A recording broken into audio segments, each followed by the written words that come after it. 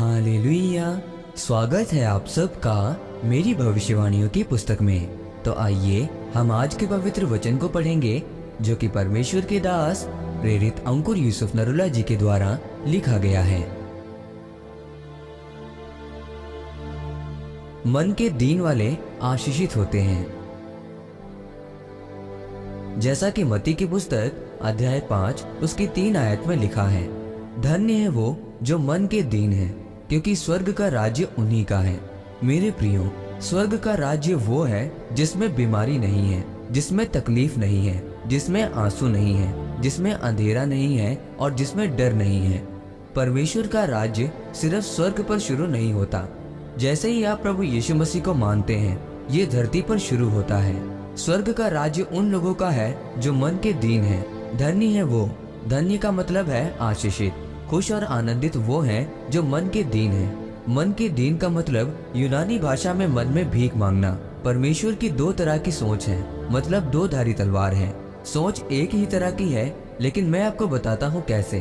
अगर परमेश्वर कुछ बदलना चाहता है, आज वही आपकी सोच है।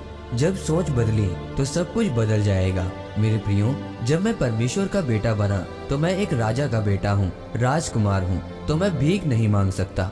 मैं अपने आप को नीचा नहीं देख सकता और इसमें घमंड नहीं है। ये एक मन के प्रति सतर्क होना है और परमेश्वर ने ये मुझे वास्तविक रूप से सिखाया है।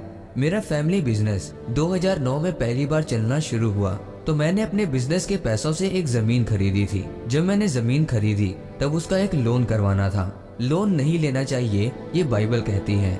तब मैं इतना उस चीज से जागरूक नहीं था। जब मैं लोन लेने वाला था तब बैंक से कहा गया था कि आप एक व्यापारी से उस जमीन की कीमत पूछकर हमें बताइए। तो वो जमीन 2 लाख की थी। जब लोग कीमत लगाने के लिए आते थे तब उसकी कीमत कम लगाते थे। जब वो कीमत बैंक में जाती थी तब बैंक वाले मुझे बोलते थे, साहब आपकी जमीन की कीमत इतनी नहीं है तो हम आपको लोन नहीं दे सकते। जब भी किसी ने कीमत लगाने आना तब मैं उनको कहता था, प्लीज आप ऐसा कर लें। तो मुझे पवित्र आत्मा ने डांटा कि तू कौन है। मैंने कहा, मैं तेरा बेटा हूँ। पवित्र आत्मा ने कहा, तू राजकुमार है, राजकुमार की तरह बात कर, भीख मांगना बंद कर।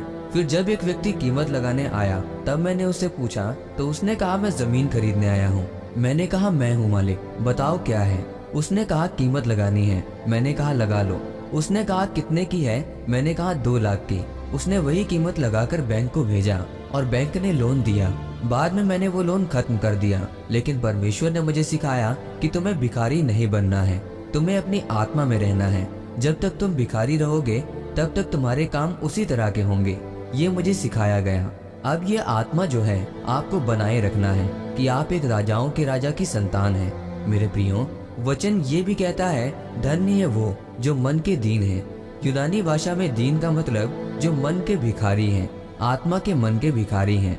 इसका मतलब मैं आपको बताता हूँ। राजा सुलेमान बहुत ताकतवर था, उसके सामने किसी की खड़े होने की हैसियत नहीं थी। लेकिन जब वो परमेश्वर के सामने गया तो उसने कहा, परमेश्वर मैं कुछ नहीं हूँ, मैं जीरो हूँ। परमेश्वर मुझे बुद्धि चाहिए, मेरे लोग बहुत ज्यादा हैं, मैं इनका न्याय नहीं कर सकता। उसने घुटनों पर आकर मांगा, प्रभु मुझे बुद्धि चाहिए। और परमेश्वर ने कहा, तू मन का दीन हुआ, अब मैं तुझे बुद्धि दूंगा, पैसा दूंगा, ताकत दूंगा और प्रजा भी दूंगा।